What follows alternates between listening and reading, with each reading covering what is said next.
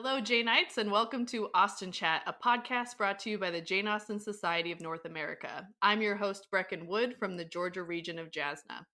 Listeners, 2025 has been all about celebrating Jane Austen's 250th birthday and focusing on her enduring legacy and relevance. We at Jasna believe that Austen is for everyone. Her works are timeless, and they transcend her small corner of Regency England to speak to people across time and culture. But it's no secret that in modern times, the majority of Austen fans are female. To paraphrase Elizabeth Bennet, at most Austen-themed events, gentlemen are scarce, and more than one young lady is sitting down in want of a partner. That is why I'm thrilled to welcome Brett McKay as my guest today, because he is here to chat with me about what Austen has to say to the modern man. Brett is the founder of The Art of Manliness, a website and podcast dedicated to helping men grow up well, reach their potential, and become better friends, mentors, husbands, fathers, and citizens. Since 2008, he has interviewed hundreds of authors and scholars on a wide range of subjects, from philosophy to weightlifting, dinner party planning to hostage negotiation. In 2023, he interviewed Austen scholar John Mullen in a delightful episode entitled Jane Austen for Dudes. Welcome to the show, Brett. Hey, thanks for having me. I'm really excited about this. Okay, to start off, can you tell us a bit about The Art of Manliness? Like, why did you start it? What were your goals? And how do you think that Austen aligns with those goals? Oh, great question. So I started the website in 2008 when I was a second-year law student. And it was really just supposed to be a fun hobby. This is when blogging was kind of a big thing. And I remember I was in a Borders bookstore, if you guys remember those, and taking a break from law school finals. And I was looking at the men's magazines, which is what I typically do. I never bought anything. That's probably why Borders went out of business. It's your fault. Yeah. But I was looking at the men's magazines and I was like, you know what? This stuff does not resonate with me. It's all about six-pack abs. It's promoting a lifestyle that I couldn't afford as a broke, newly married law student. And I was like, you know what? How about I just start the men's magazine that I'd want to read? Mm-hmm. And so right there in the Borders, I pulled out my pocket moleskin notebook and I started just jotting down ideas of like, what would a men's magazine be that I would read? Article ideas, categories I would cover. And then I started coming with like title names, like what would be a cool name for this? And I remember when I was in college, I read this book called The Manly Arts, which is about 19th century bare knuckle boxing. It's like, oh, the manly arts, that sounds kind of cool. But like, no, that doesn't sound. It's like The Art of Manliness. That sounds cool. And that's how it started. And I started a blog and I did all the web design myself. It was awful, but it worked. And the first article I published was in January 2008. It was about how to shave with a safety razor. Mm-hmm. It's called How to Shave Like Your Grandpa. And again, I was just doing this for fun, but for some reason it just took off and went viral. A lot of other guys resonated with what I was doing. Because they're like, yeah, I hate other men's magazines. I love what you're doing. But yeah, by the time I graduated from law school in 2009, I was earning enough money from it where I could eke out a living and didn't have to take the bar exam, which was great because it saved me from a career in law. Because I discovered from interning that I didn't enjoy it. Uh-huh. And so, yeah, since then, I've been doing it full time with my wife here in Tulsa, Oklahoma. And so to your question of what we're trying to do, like, I'm just trying to bring back the original idea is bring back this classical idea of manliness. Today, I think we have these very stereotypical, distorted views of what it means to be a man.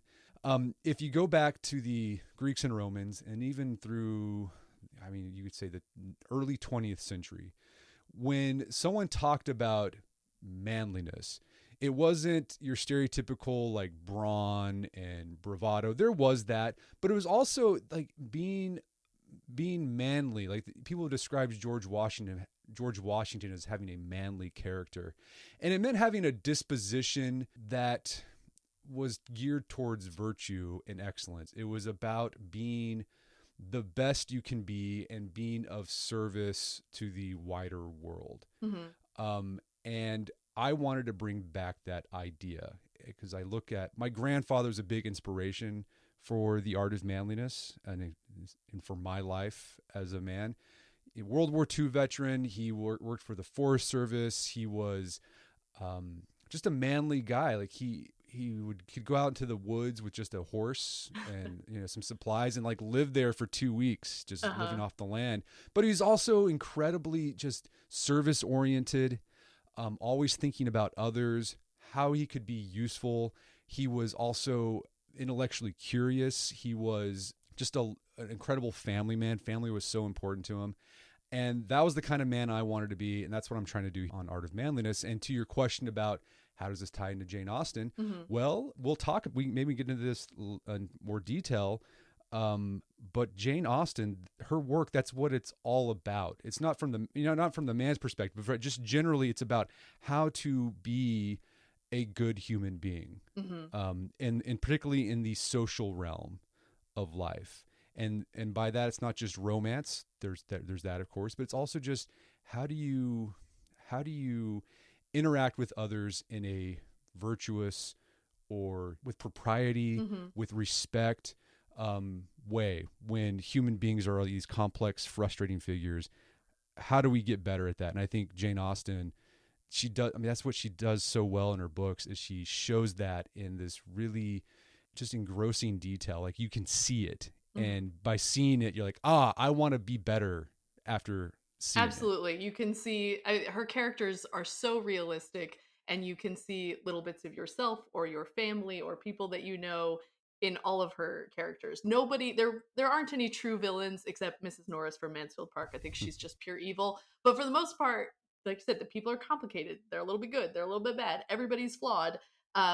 But they're also her heroes and heroines, at least, are all trying to work on that, and they're trying to get better.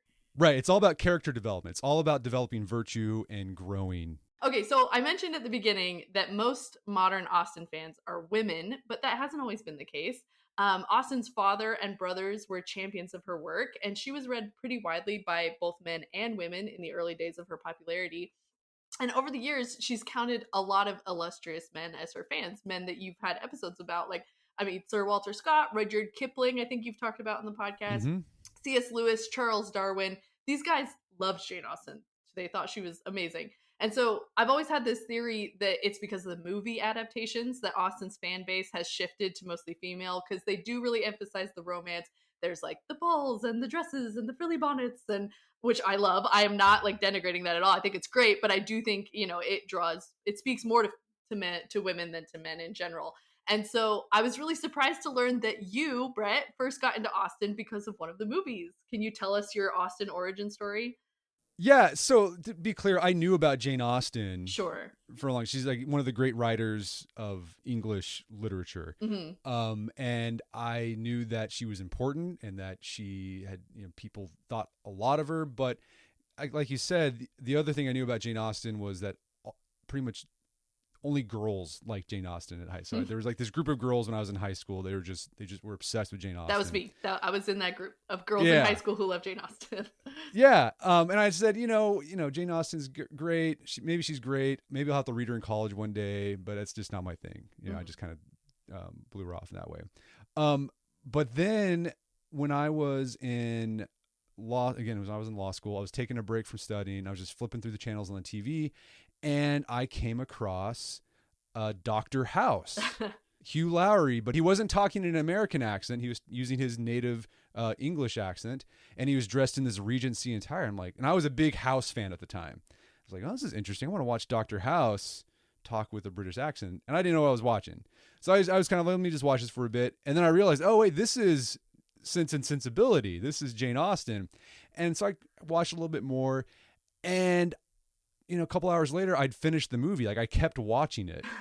And I think I was drawn. The reason I kept watching was the dialogue was incredible. It's sharp. It's witty. The characters were complex. There's all this nuance in the relationships between the characters. You see this kind of like psychology being developed. And so I kept watching it, and I was like, this is great. I'm going to read Sense and Sensibility. And so that was my introduction. I read Sense and Sensibility. After that, I just went on a tear because Jane Austen novels are free because they're in the public domain. They are. And I binged them. So I, Sense and Sensibility, Pride and Prejudice, Emma. I think I read those within just a few weeks. Yeah, that's how I got into Jane Austen. I think that's great. Dr. House. And so that totally blows my theory out of the water. And I don't know, maybe that's how we can get more men who all House fans. You can come watch Yeah. him in Sense and Sensibility. So when you did finally read them, what surprised you about her novels? Did you have any preconceptions about her that changed once you actually read the books? Yeah, I thought it was going to be primarily about, balls and romance and women just trying to get husbands. But when you start reading the novels, you start realizing how complex they are. Like how many characters, like having to keep track of all the characters I found intellectually challenging. The dialogue just sharp. She has this just kind of an acerbic wit. She's mean. Jane She's Austen is mean in a really funny way. She can be cynical, but like she does it because what she does is she it brings realism to her characters. She's going to show you these characters, their best traits, but also their warts. And that was really refreshing. Just the writing style is interesting because I didn't learn about this till later on, but she uses that indirect free indirect discourse. Free indirect discourse, right? Where, you get inside the character's head, but it's like the narrator still. It's weird, but like by doing that, it gives you more insights into the character. It blurs those lines. Yeah. So I picked up on that, and I found that really admirable. And just the lessons. I like this lady. She was a keen observer of human nature. And she had a goal that she was telling a good story. That was, I think, first and foremost. She's a great storyteller, but along the way, she's teaching you like how to be a good person. Like that's what I found, like what I loved about her stories and her novels. I mean, we're going to talk a little bit about this because I want to get to Aristotle with you, but her novels are incredibly moral and virtue-based. Yes. She really cares a lot about what is right, what is wrong, but also without ever being preachy, without ever giving you a sermon about it. Right. That's a really hard line to walk, I think, and that's something that Jane Austen does incredibly well. I would say, for me, something that surprises me every time, and first of all, the fact that I can still be surprised by a Jane Austen novel, even though I have read them all multiple times, is delightful because I keep coming back to them and seeing things that I hadn't seen before. But I think what surprises me the most is just how funny she is. She's like laugh out loud. I have read these books. I know the stories, and I'll just come across a line and it'll be like a little bit mean, but really insightful. And I just crack up. I laugh out loud still reading Jane Austen novels because her wit is that good. It is. No, I agree. And so I wish that more men knew that, because I think if they're afraid, like, oh, it's going to be sappy or saccharine, like Jane Austen does not have a saccharine bone in her body. Like her stuff is very acerbic. So you've talked a lot on Art of Manliness about Aristotle and his Nicomachean ethics. Am I saying that right? I'm not good with Greek. I think it's fine. I say Nicomachean. Nicomachean. You say Nicomachean, tomato. Okay, that one. And in your interview with John Mullen, you guys discussed how Austen's ideas of virtue and self-development align with Aristotle's. So for those of us who haven't taken a philosophy class in a while, can you give us a little overview of Aristotle's ethics? And then we can talk about how Jane Austen aligns with that. Yeah. So Aristotle, he had virtue ethics, right? So his morality wasn't like, here are these rules, you must follow these rules, the end. His was more like, in order to be a good person, you have to develop virtue, and virtue basically means excellence. And there are lots of virtues you can develop. There's temperance, there's prudence, there's courage. And for Aristotle, these virtues were typically the mean between two extremes. So courage is the mean between recklessness and cowardice, right? You want to find that. But what's interesting about virtue ethics and Aristotle's idea of virtue ethics is it's squidgy. What can be courageous in one situation might not be courageous in another situation. And so for Aristotle, the virtuous thing is doing the right thing for the right reason at the right time with the right emotions, just depending on the context. It's very situational. And Aristotle believed that you develop these virtues not by thinking about them. He thought contemplation was a part of that, but really it was through action. He makes this great analogy about how you develop virtues to being a carpenter or a musician. And he says, well, how do you become a good carpenter? Well, it's not from studying carpentry books. It's you have to do carpenter things. You have to actually work with wood and try the different tools. That's how you become a good carpenter. Mm-hmm. How do you become a good musician? Well, it's not just watching YouTube videos about how to play guitar or reading books on music theory. That can play a role, but really, when it gets down to it, you have to actually play the instrument and practice it. And figure out its nuances and subtleties. So that is virtue ethics in a nutshell. It's a lot more complex than that, but I think that's the Reader's Digest version of it. And I mean, do you want to go into Jane Austen? Yeah, sure. That's a great overview, and a couple things immediately came to mind. One was Mr. Darcy. He has his famous quote. So at the end, when he proposes the second time, and Elizabeth says yes, and um, he's talking about how he was really shocked by Elizabeth's opinion of him, and he says that like he had been taught good principles all of his life, but sort of left to his own devices. He wasn't, he was taught the right things, and in theory he knew what was right, but he didn't really ever have to practice it because he was rich and privileged, and he's got servants who will do whatever he says, and so there weren't really any consequences for his actions. And so that's immediately what I thought of. That's very Aristotelian, is that yeah, you can know what's right the whole time, but if you don't ever put it into practice, are you actually virtuous? Yeah, or do you actually know it? Like, do you Yeah. really? Yeah, for Aristotle, knowing is embodied in a lot of ways. Mm-hmm. And then the other quote that I thought of is this is from Mansfield Park, which I don't know if you're as familiar with that, but it's fine. No. So there's the main family is the Bertram family.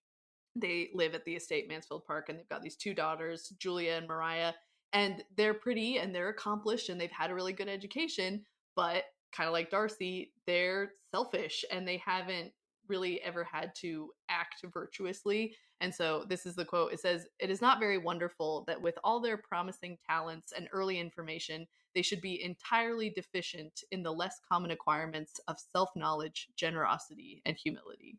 Mm. Which is just devastating. A devastating line from Jane Austen. It's like, yep, they're pretty and smart, but they're terrible people. Right. With that, in that conversation that you had with John Mullen, you pointed out that a lot of Austen's heroines have a moment of what Aristotle would call, and here comes another Greek word, peripeteia? Yeah, peripeteia. Okay.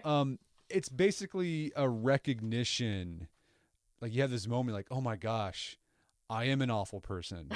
Right. It's sort of a sudden realization about something. Mm-hmm. And I think, you mentioned Mr. Darcy. I think he's a perfect example of that. He starts off lots of pride, kind of socially awkward, and just kind of trying to rely on his status to navigate the world. And then Elizabeth's like, no, like that you're being a jerk. You're not actually a good person. Mm-hmm. And he, instead of being defensive about it, I'm sure initially he was defensive about it. He's like, he took it to heart, and he's like, yeah, I need to be better. And he changes. He has this sort of reversal. Same thing happens in Emma. She thought she was this great person helping people out, and she's like, oh my gosh, actually I'm a jerk. I'm a monster. I am the villain of this story. Right. Yeah. So that's a great example of sudden self-realization, but then taking that realization and actually changing for the good and actually acting on it. Yeah, just to go back to Darcy, because I think a lot of his appeal, of course, is that he is rich and handsome and brooding. But I've heard a lot of talk lately in Janeite circles that his real appeal is that a woman he admired criticized him, and instead of getting defensive and prideful, he actually listened to her and he took steps to change himself for the better. And to a lot of women, that is very attractive. That's the most attractive thing about Darcy, is that he listened and he was willing to change. But it's also true of Elizabeth. Like, it wasn't just that Darcy had to change and Elizabeth was perfect. She has her moment of realization of like, she's been prideful too, and she has made a lot of assumptions and she has behaved badly. And so I just love that happens in every Austen novel, the characters realizing that that they need to change and they need to do better, and they actually do. They actually take those steps to improve themselves. Yeah, I agree. That's one of the, I think the great appeals of Austen, is, and again, what we talked about earlier, Austen models what moral development can look like, Hmm. and we definitely need more models She gives of you that. practical application. Yeah. Okay, so I'm excited about this topic. Even though Austen's books are about so much more than romance, they do all center around marriage because getting married was such a huge economic and social necessity during Austen's time. But marriage is also a topic that comes up a lot on your podcast. So, what is some of the advice that you've given about marriage over the years on your show, and how do you think Austen aligns with that? Yeah. So marriage, a successful marriage, a happy marriage is an Aristotelian blend of romance, passion, the things we typically think of when we think of like a romantic marriage, but also it's about character formation. It's about, how can this person make me a better person? How can I make the other person a better person? Mhm. It's about shared values. It's about respect. It's about mutual self improvement. That's kind of the cusp of what we've kind of been preaching at Art of Manliness, of the what marriage can be. And again, I mean, you see this in Jane Austen's novels. This tension between romance and passion, but also the tension between, just like character and how marriage can be a school for character. I love that. That's a great phrase. Yeah, so you see some characters who are just too much on the passion romance side. That doesn't work out for them. Then you have some people who are just like they're thinking too much about the practicalities of marriage, like, oh, will this let me get ahead in life, Hmm. and rise up in the social circle? And am I going to be taken care of financially? Like, that's important. That can be an important thing, but like it's not the most important thing. Yeah. So you got to try to find that happy medium where you like, oh, I respect this person. I think being married to this person will help me become a better person, but I also love them. Like, I think they're attractive, and I like them. I enjoy being around them. Hmm. And we share the same interest. That's another important part of marriage. So it's just trying to figure out that happy medium. Yeah, it's kind of a sad but funny truth that besides the main love interests in the Austen novels, like all the other marriages are terrible. It's all like examples of what not to do in a marriage or how not to be. Right? I think Yeah. at the top of my head, one of the only truly happy married couple that I can think of is the Crofts in Persuasion. It's Admiral. He's an admiral, and she has Right. traveled all over the world with him, and she goes on the ships with him and stuff like that. And they just like each other. They're good for each other, and they've supported each other in their endeavors. But also, they just like spending time together, and they're just friends, and they've got their own little jokes, and so they're a fun, cute marriage. But most of the rest of them are pretty depressing, I would Yeah. say. Like, one that comes to mind that's depressing. Mr. Bennett, his marriage, Exactly. awful. And that was a perfect example. This is a guy who, he got married just for, like, okay, his wife was pretty, Mhm. and she was funny, etc. Which, okay, great. That can be the basis for of initial attraction. But then, like, beauty fades as you get older, Uh-huh. and she just started being annoying. Yeah, And and I've got that quote. Do you want me? Can I read it? yeah, Because yeah, I, yeah, I think this is a perfect example of what we're talking about. Um, had Elizabeth's opinion been all drawn from her own family, she could not have formed a very pleasing picture of conjugal felicity or domestic comfort. Her father, captivated by youth and beauty, and that appearance of good humor which youth and beauty generally give, had married a woman whose weak understanding and illiberal mind had very early in their marriage put an end to all real affection for her. Respect, it's funny but also like deeply tragic. yeah. Respect, esteem, and confidence had vanished forever, and all his views of domestic happiness were overthrown. Oh man. And so it's so sad, but it then goes on, the quote goes on to talk about how, like, he's not one to dwell on it. He kind of just, takes it on the shoulder and keeps going. Takes it on the chin. That's the right expression. He takes it on the Yeah. chin and finds happiness in his books and in his library and stuff. But there are real consequences for this poor choice that he has made. And the consequences are that he turns into a not very good father. He's a pretty emotionally absent father. He lets his girls run wild. He doesn't really educate them. and he's not respectful towards his wife in front of them, which, makes them kind of gives them a bad reputation in the town, is that, everybody knows that Mr. Bennet doesn't respect his wife. And so it's, even though he kind of just brushes it off and it's not this huge tragedy, there are real consequences to picking a poor spouse. For sure. But I think he tries to redeem himself with Elizabeth. Maybe I read this wrong, but there's that moment where he's talking to Elizabeth, and I think Mr. Darcy had asked for her hand in marriage, Mm-hmm. and he was like, you know what, I said yes, but do you really like this guy? Mm-hmm. Are you just doing this because he's rich? Yeah, he says, let me not see you unable to respect your partner in life. Or he Yeah. says something like that, and it's a real moment in the book. Yeah. No. And I can imagine have the same sort of conversation with my kids. Like I'm not, my wife's great. I love her. Mm-hmm. But like as a parent, I talked with other parents who've got teenagers that are on the, few years out from getting married. It's like, man, I really don't like, the hardest thing would be to see my kid get married to someone who's just a complete, idiot. So yeah, I really related to Mr. Bennet in that way. Yeah. Well, because obviously there are huge consequences. Like you said, there's economic and social consequences for who you choose as a spouse. And everybody in the books really cares about that, and it's what they're centered around. But Jane Austen clearly cares about the moral ramifications and the character ramifications of who you choose as a spouse, because those are the things that have really long-lasting impacts. Okay, let's go back to Sense and Sensibility, because you've mentioned that it's your favorite. It was the first Austen novel that you read. I think that Colonel Brandon is one of Austen's best men and most underrated men, so it's a great choice. What are some things that you really like about Sense and Sensibility? Yeah, Colonel Brandon, the guy's awesome. I just loved his quiet dignity, I guess, as we call it that. Absolutely. He had a tough past, tough history, but he had this idea of masculinity that we're trying to promote on The Art of Manliness, which is being service oriented. It's about being constant, being duty bound. And that's a big theme for that guy. And by duty, I think Jane Austen, she's going back here. She doesn't mean it's not just like social expectations. Like you got to do these things because it's your duty. I think her idea of duty is more Aristotelian. It's like, are you doing the right thing for the right reason at the right time in the right situation, and like living up to that, even in the smallest decisions? Like, do you have a moral code basically, and are you sticking to it? And I think Colonel Brandon, like that's him to the T. Mm-hmm.